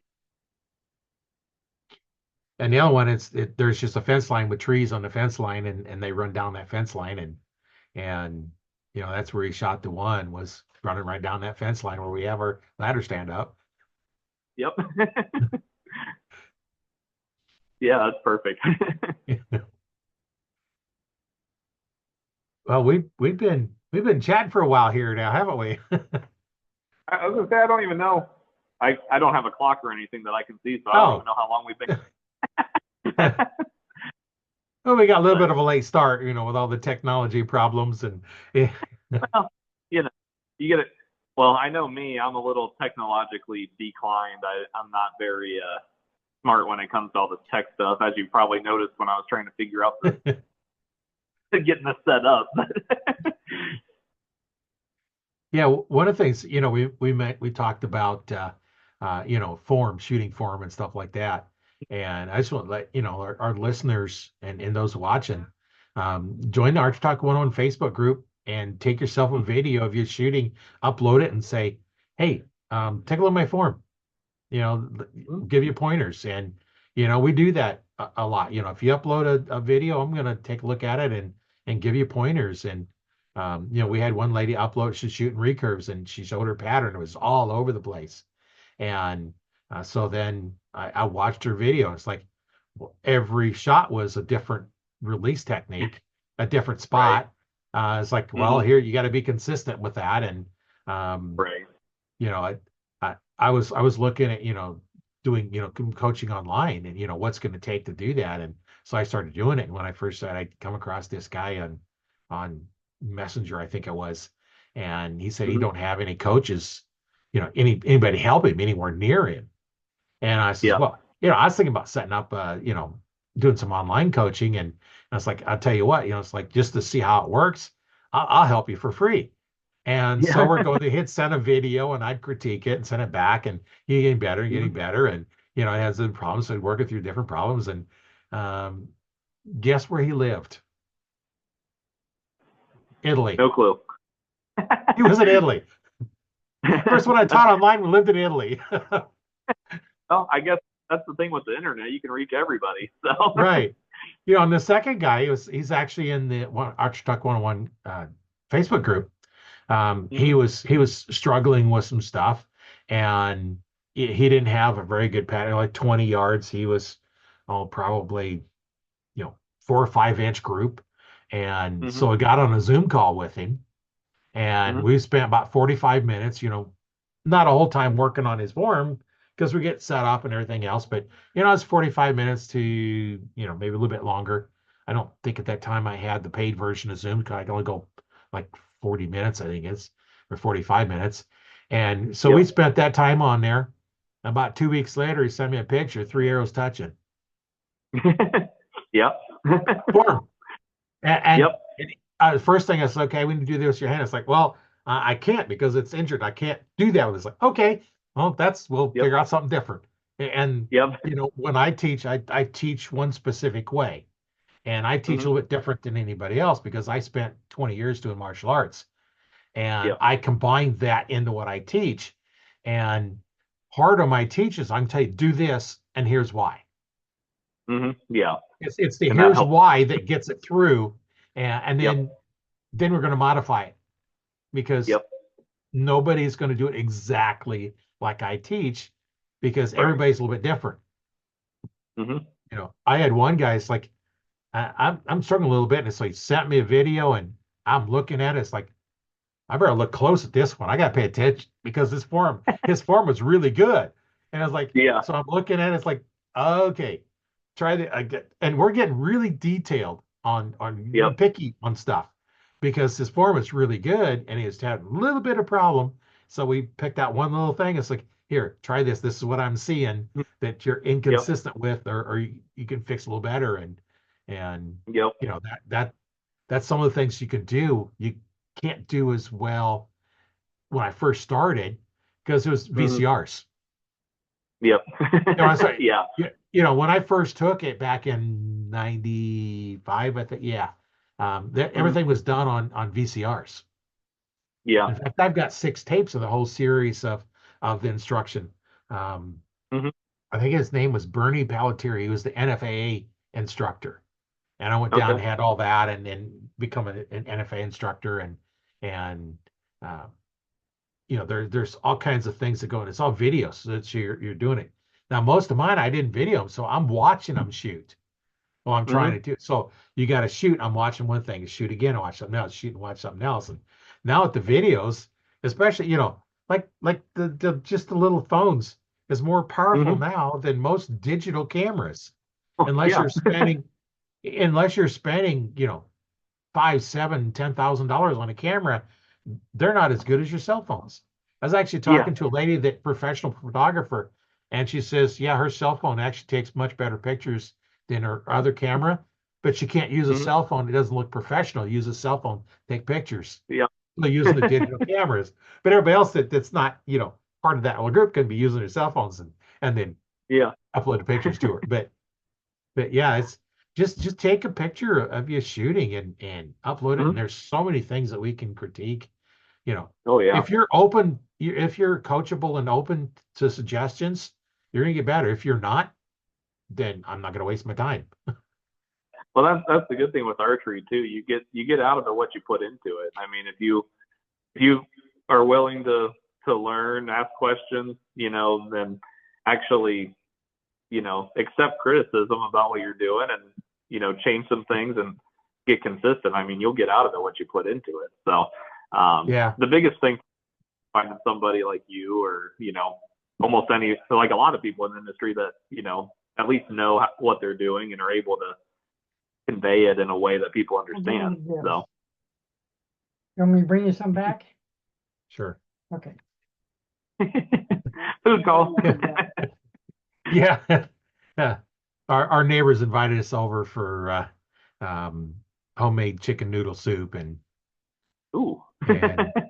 so she's heading over there now, and yeah, it's like, whatever. She'll bring some back.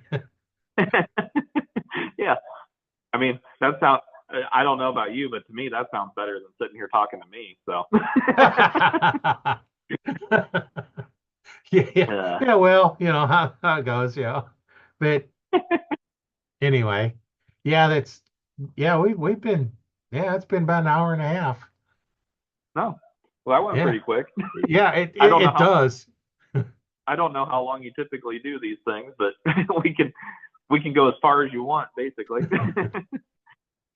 Well, I schedule them for an hour, and then in my schedule, it reserves an hour after. Okay. Because I normally need it. So you can't, the closest I can have them back to back is 2 hours. Yep. Because the schedule won't let you do that. Yeah. I've had just a few of them last, just under an hour because I had to go or something. I had one last about 4 hours. Woo. We just got, I think there's like 3 or 4 guys there, and we just got talking. It's like, next thing I know, it's like, we've been doing this for 4 hours. It's like, okay. I know I haven't done a ton of podcasts, but like the few that I've done, it seems like, they normally try to be like an hour to an hour and a half, something like that. And normally it's like, we're just sitting there talking, and all of a sudden it's like, boom. It's like, oh, it's been an hour. It's like, oh, okay. That was quick. Yeah. Kind of like whenever you said it's been an hour and a half, I'm like, oh, all right. I was thinking maybe like a half hour or so, but okay. Yeah. Well, and that's, we get into talking all kinds of different things. We've covered lots of different topics, and, each one of these, interviews I do, and each one of them is a little bit different stuff. I went up to, Nebraska has their Missouri River Outdoor Expo up at Ponca State Park, which is by the northern border, just straight up over Omaha, right up north next to South Dakota. And this is the 3rd year I volunteered up there.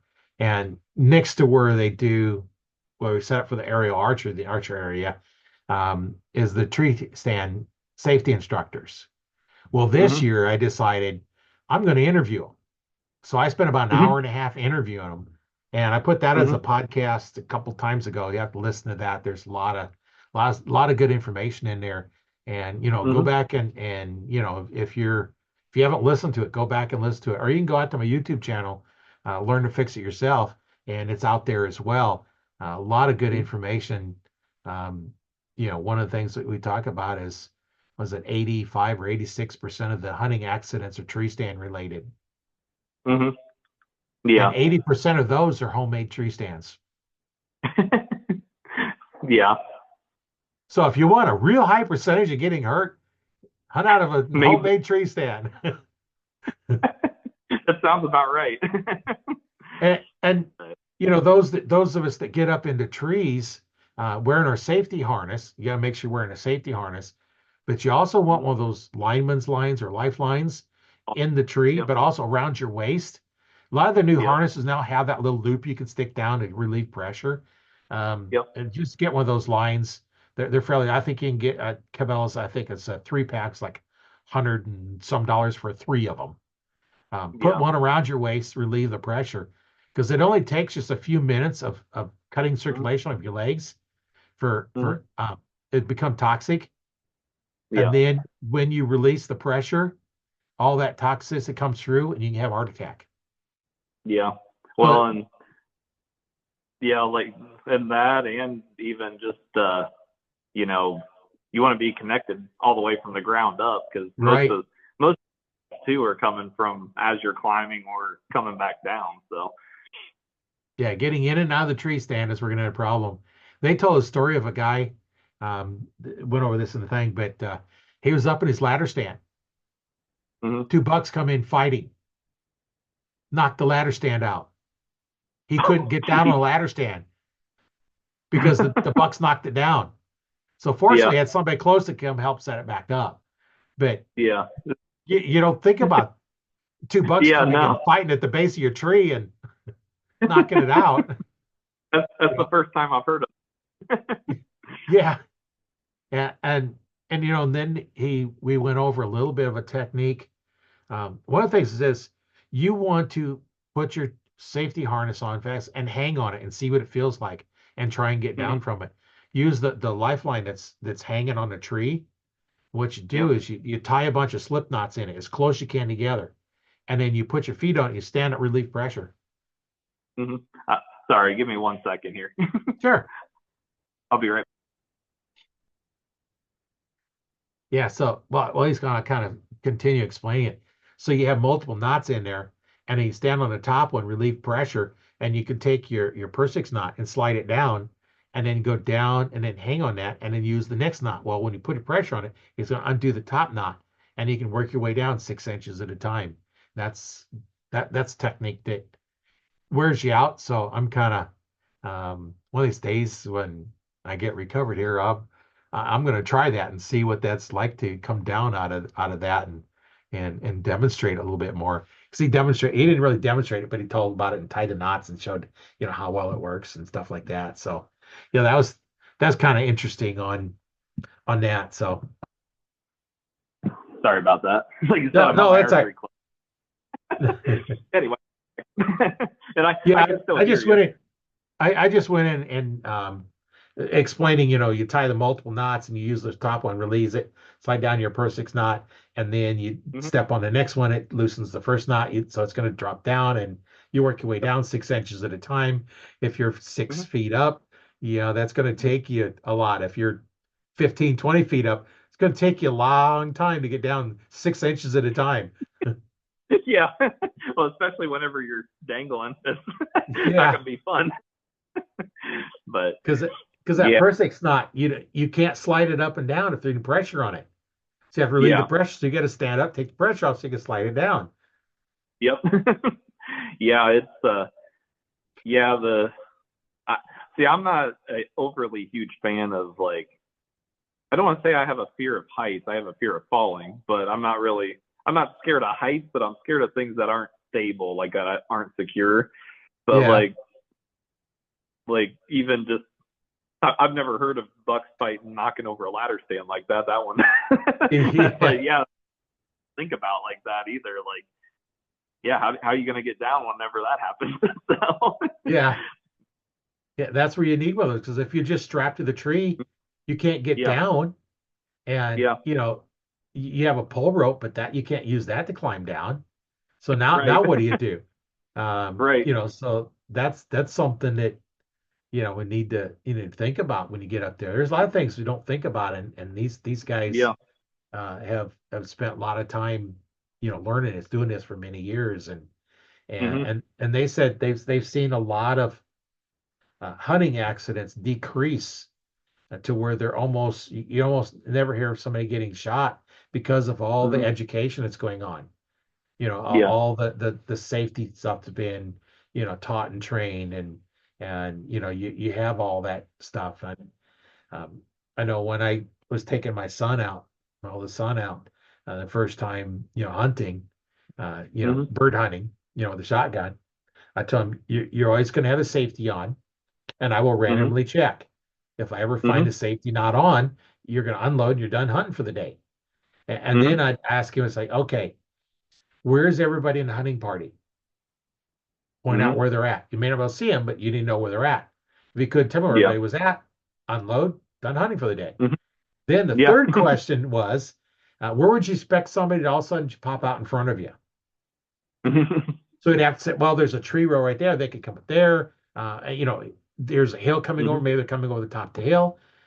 So he'd have to point out all the places that somebody could just all of a sudden appear. And if he couldn't tell me all the places, he'd unload, done for the day. hmm, And you know what? yeah, He never failed.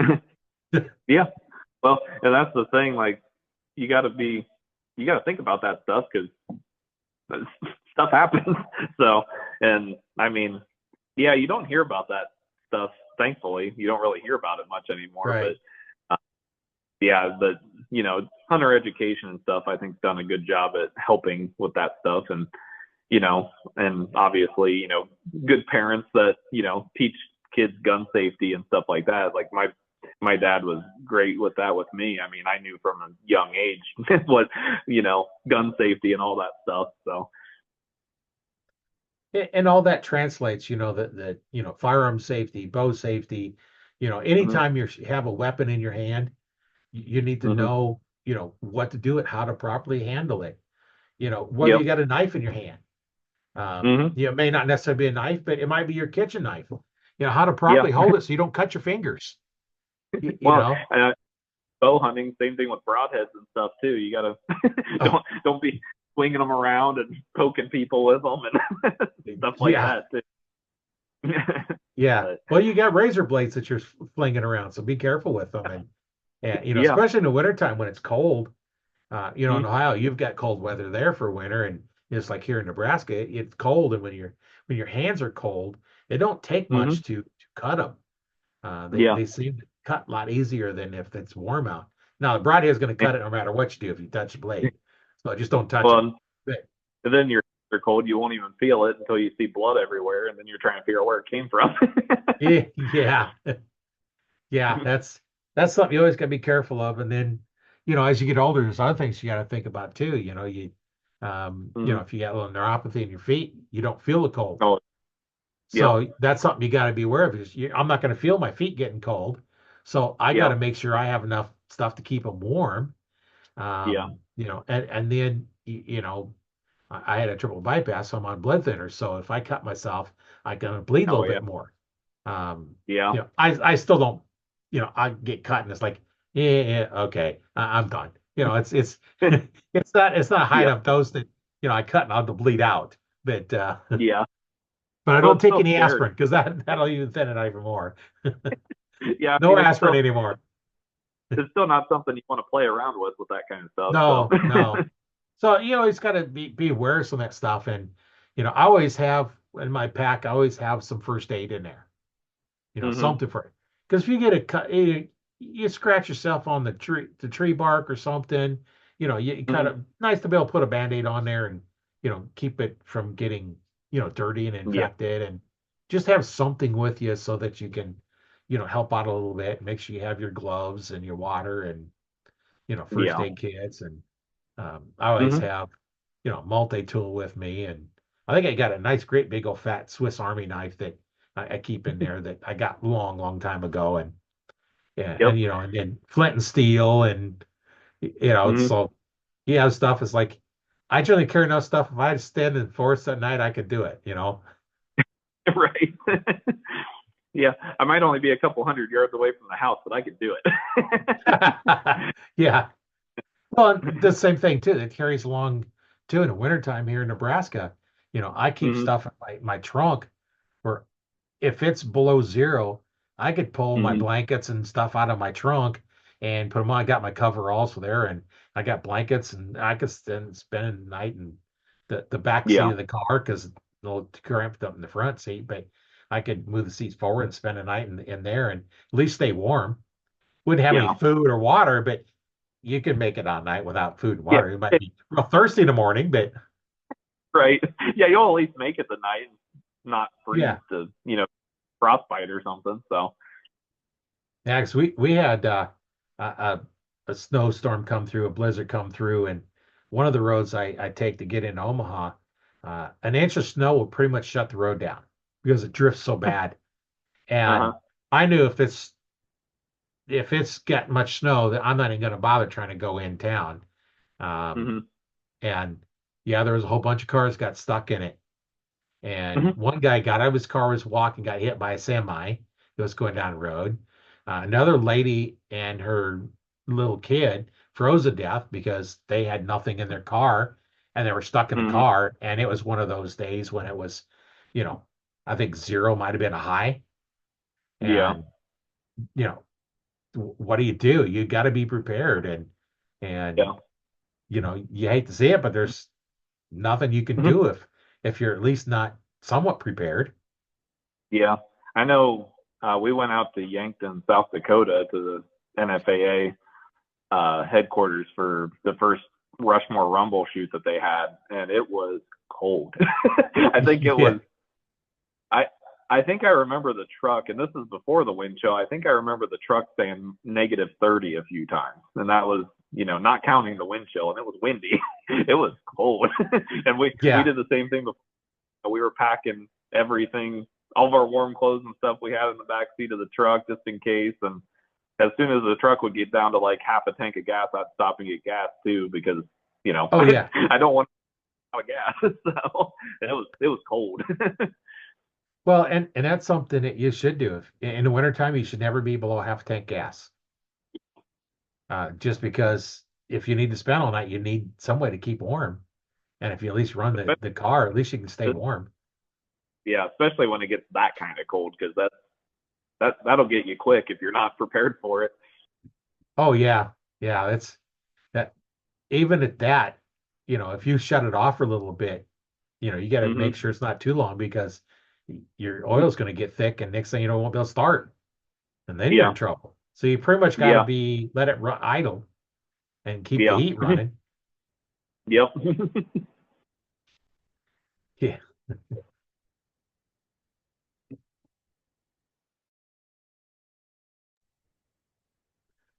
Yeah, it's definitely got to be prepared. Yep.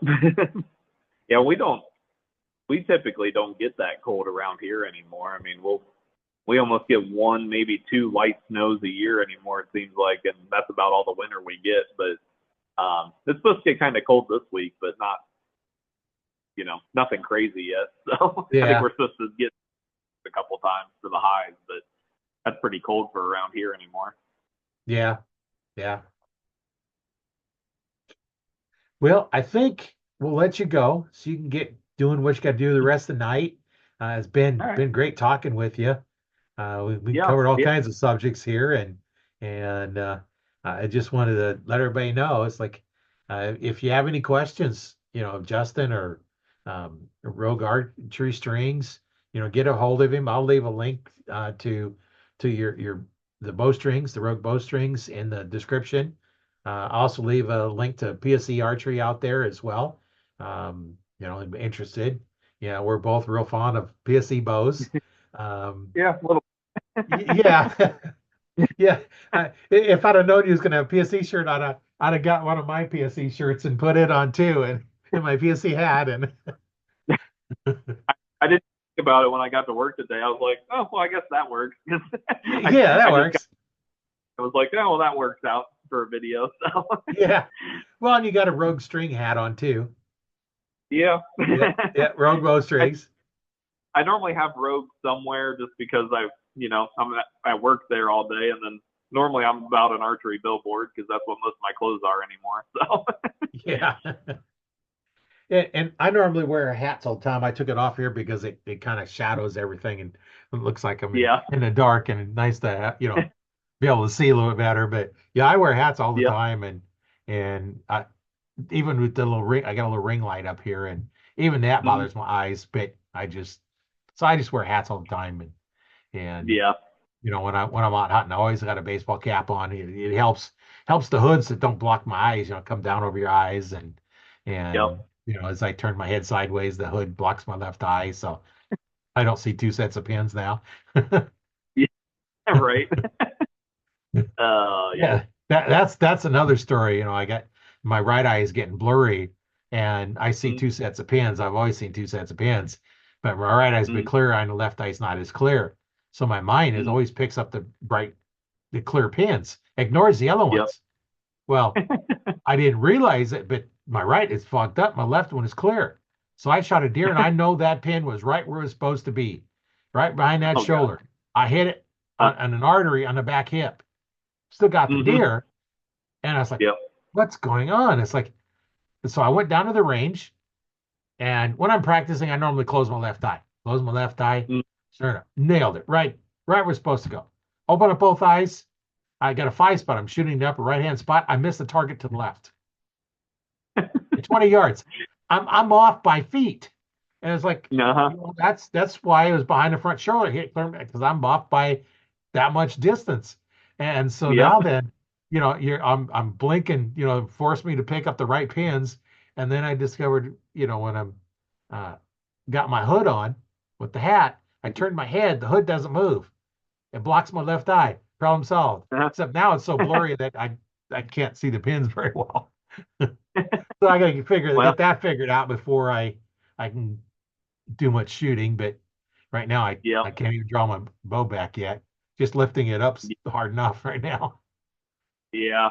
Yeah, it takes a little bit to get over that surgery, but Yeah, you'll I'm sure you'll get there. So yeah, we'll get there. It's been a long road, but I'll get there, and hopefully well by next year it should be good. I have Mhm. to start getting my bow out and see if I can like, crank my one bow down to 60 pounds and see if I can get it back. And I may have Yep. to work my 25-pound one recurve left-handed for a while to build those muscles, and then hold the left-handed bow right-handed and get those muscles worked. Yeah. It doesn't take long for it to go away either. I mean, our last tournament No. was in August, and just this last week I picked up my indoor bow to shoot it a little bit, and I think I haven't shot a bow in a year. Yeah. But Yeah, muscles back again. They go way quick. they do. And nice thing is though that they come back fairly quick. Yeah. Unless you have an Yeah. injury, then just if you're off Yeah. a ways, it don't take much to get them back. But yeah, you might Right. struggle a few times, but I'm not even going to try to pull mine back yet. Yeah. Probably not a good idea just No, yet, but no, no. It's just not quite healed up enough yet. So, yeah. but it's been You'll long get there. enough. But So you'll be back to shooting before you know it. So yeah, yeah, yeah. I got to do that. So I got my strings made for my target bow. So or my non-hunting bow. It's still camo yep. bow, Yep. but one I shoot field tips out of. My 3D Yeah. bow, I guess you call it. Perfect. I haven't set up the pins or nothing on it since I made new string and I got a whole bunch of Hmm. stuff I'm gonna work on it and because it was never really set up right. Hmm. You shoot and it kind of kicks back and I had just a little bitty short stabilizer on it just to hold the sling on because I never Hmm. really shot it too much and you know way it goes. Yeah. I'll get it fixed up. Oh yeah. So well, it's been But great talking with you. I'll let you go yeah. and we'll talk again later. And for those listening, you can go out to Spotify. You can catch the podcast out there or wherever podcasts are sent out. It sends when I upload to Spotify, it automatically sends them out, as well as it goes out to Audible. You go out to Audible and you can look for Arch Talk 101 and listen to it. That's kind of a nice way to list it because it'll just keep as it get new and come out, it'll just automatically pick them up for you. That's Yep. good. That don't cost you anything to use that. You can go out to my YouTube channel, learn to fix it yourself. The podcasts are out there as well as a whole lot of other stuff. Um, I'm getting close to 1,000 videos out there now, so there's all kinds of stuff out there for you from, archery stuff. Some I'll do, strings. I've done, how I make strings and archery form techniques and, all kinds of different stuff on archery as well as gardening tips and, um, some canning stuff, restraying, welding projects. I've done some welding, doing body work and work on cars. And pretty much whatever I'm doing around the house, I just record it. I've been doing this for 60 plus years working on stuff because I'm almost 70 now. So I've been doing stuff for a long time. It's like, hey, that's why I called it learn to fix it yourself. Because sometimes I'm learning how to fix it while I'm doing the video. Right. I don't know how to do it. I don't know how to. Let's figure it out. Right. So, hey, why not? Just record it. It's kind of fun to do them, and if it helps Yeah. somebody out, great. If you have a question, get a hold of me. I'd be Mhm. glad to help you. And Justin, you'd be glad to help anybody too. Just call you at the Oh store. yeah. Rogue Archery strings. Um, what's it? Rogue Yep. Bowstrings. I guess I probably had to call it right. Yeah. Roguebowstrings.com. And Yeah. And I get a lot of messages on Messenger too. So I mean, feel free to reach out. And I think most people in the archery industry are like that. I mean, you can always reach out and we'll try to help in any way we can. It's a pretty good community. So Yeah. If you got a question, want to take a look at a video, hey, upload it to Archery Talk 101 Facebook group. That's a mhm. place to get them, and you get the videos there right away. I used to go live in the group, but the way Facebook changed stuff, now it's kind of a pain to, and I figured out how to do it yet. I've tried a couple times, it didn't work. Mhm. Once in a while, I'll go live on my profile, not too often, because I want, mostly just leave it for the group. So I'll upload this right away there, but you may not get the video for the podcast come out for a while. I Yeah. generally don't. I put them out, at most twice a week, depending on what's going Hmm. on. I may not get them out twice a week, but Mondays and Fridays when I have plan to put them out. Uh, Oh. so this one will come out in a few days. I got one come out today, and this one will come out this Friday. Um, Okay. this is the 25th we're recording it, so it'll come out this Yeah. Friday. So it'll be Yep. available and Cool. be all information that we can, get it out there what we can. And if you have any questions, like we've said multiple times, if you have any questions, get a hold of us.